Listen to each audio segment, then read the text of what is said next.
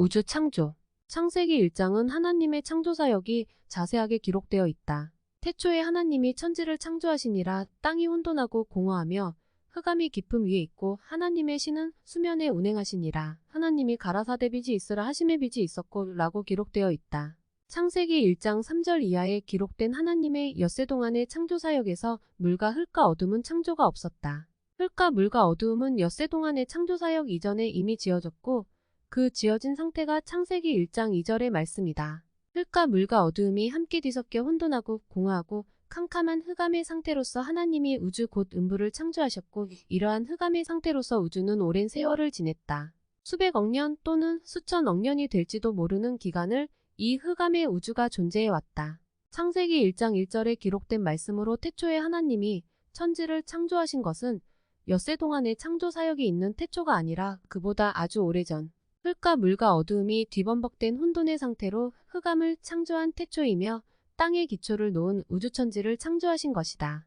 이 천지는 엿새 동안의 하늘과 땅이 아니라 우주 흑암 음부의 창조인 것이다. 우리는 창세기 1장 1절의 천지 창조를 창세기 1장 3절 이하의 지구와 하늘 창조로 잘못 알아왔다. 창세기 1장 1절의 천지 창조는 무에서 유를 창조하신 우주이다. 우주가 어떻게 창조되었는가? 하나님이 흙과 물과 어두움을 만드시고 제한된 공간 안에 존재케 한 상태가 흑암의 우주이다. 우주 자체가 흙과 물과 어두움이다. 우주는 지금도 흑암이며 어두움이다. 이러한 흑암한 우주가 곧 음부이다. 창세기 1장 1절의 천지창조는 이렇게 만들어진 우주이다. 이러므로 공간이 생겼고 이때로부터 시간이 흐르기 시작했다. 시간과 공간은 우주가 창조되면서부터 존재하게 되었다. 시간과 공간은 우주 안에서만 존재한다.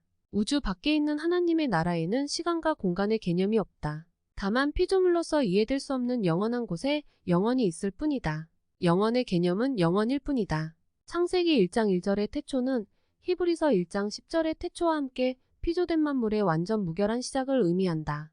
이 피조물의 시작인 태초 이전의 영원한 뜻인 하나님의 태초는 요한복음 1장 1절의 태초이다. 요한복음 1장 1절의 태초는 피조물의 태초며 요한복음 1장 1절의 태초는 하나님의 태초이다. 창세기 1장 1절의 다음 순서로 땅이 혼돈하고 공허하며 흑암이 깊음 위에 있는 우주의 상태가 창세기 1장 2절에 기록되어 있다.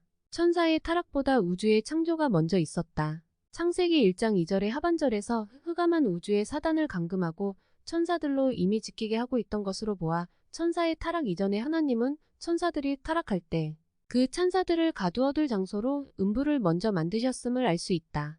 하나님은 천사의 타락할 것을 모르고 있다가 천사가 타락하니까 그제야 그들을 감금할 장소로서 부랴부랴 음부를 준비하신 게 아니다. 하나님은 천지를 만드시기 전에 우주도 만드시기 전에 천사도 만드시기 전에 영원전부터 스스로 계시는 하나님의 품성 속에 이미 하나님의 자녀를 낳아 임마누엘 하실 그리스도의 뜻을 품고 계셨으며 이 뜻에 따라 하나님은 천사의 타락이 있기 전에 벌써 하나의 진행 과정으로 우주 곧 흑암을 창조해 놓으셨던 것이다.